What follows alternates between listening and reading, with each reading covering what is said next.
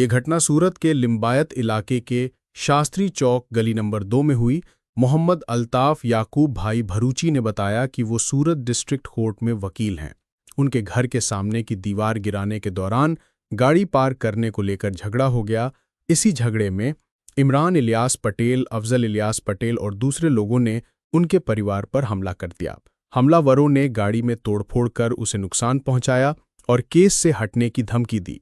घायलों को 108 से हॉस्पिटल पहुंचाया गया है और पुलिस ने मामले की जांच शुरू कर दी है। रिपोर्टर शकील शाह, देखते रहिए आई देल।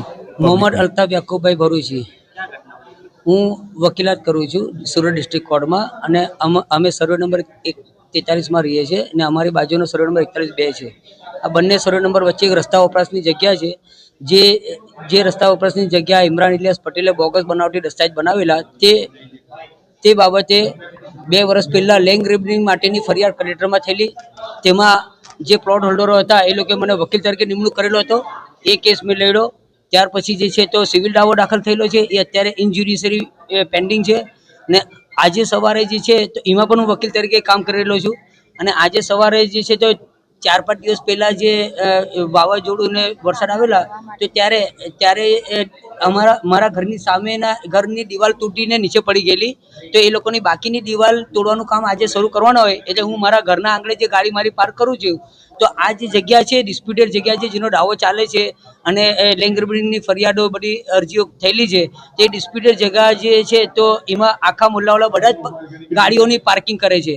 તો આજે મેં પેલા એમનું કામ ચાલુ હોય એટલે મને ગાડી ત્યાં પાર્ક કરવાનું કહે છે, હું ત્યાં જઈને ગાડી પાર્ક કરી એટલે આ ગાડીમાં મારા દાવાના કામના કેસોના પેપરો પણ હતા। તો આ લોકોએ જે છે તો મારા ઉપર, મારા પરિવાર ઉપર અને મારા ભાઈ ઉપર, મારા ભત્રીજા ઉપર હુમલો કર્યો અને જણાવ્યું કે તું દાવામાંથી નીકળી જા અને કેસોમાંથી તું વકીલ તરીકે નીકળી જા, તને ને તારા પરિવારને જાનથી મારી નાખીશું।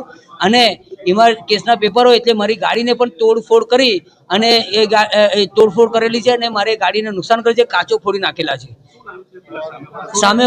સામેવાળામાં ઇમરાન ઇલિયાસ પટેલ છે, અફજલ ઇલિયાસ પટેલ છે અને ઇમરાન ઇલિયાસ પટેલ છે।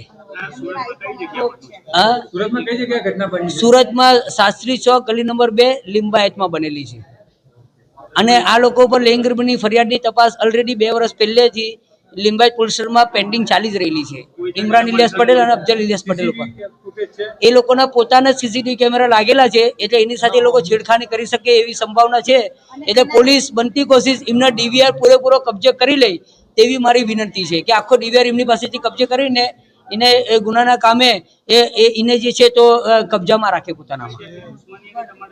દુશ્મન છે, હું વકીલ તરીકે કામ કરી રહ્યો છું એક કેસમાં, મુલ્લાની લડાઈ, મુલ્લાની કેસની મેટર ચાલી રહી છે તો હું વકીલ તરીકે કામ કરું એટલે વકીલ કરું છું એટલે હું વકીલ તરીકે કામ ના કરું એટલે દબાણ લાવવા માટે મને જે છે તો આ લોકો વકીલ તરીકે હટી જવા માટે મારા ઉપર હુમલો કરેલો છે। પોલીસમાંથી હું ગયો, મને તાત્કાલિક એમને યાદી પણ લખી આપેલી અને 108ને ફોન કર્યો અને 108 વાળા આવીને અહીંયા છોડ્યો એટલે મેં જે છે તો અહીંયા ટ્રીટમેન્ટ કરવા માટે મારો ભાઈ ભત્રીજો અમે લોકો સાથે આવેલા છે। પોલીસે અમને ઘણો સપોર્ટ કરેલો છે, ત્યાં યાદી લખવામાં પણ અમને તાત્કાલિક લખી આપેલી છે।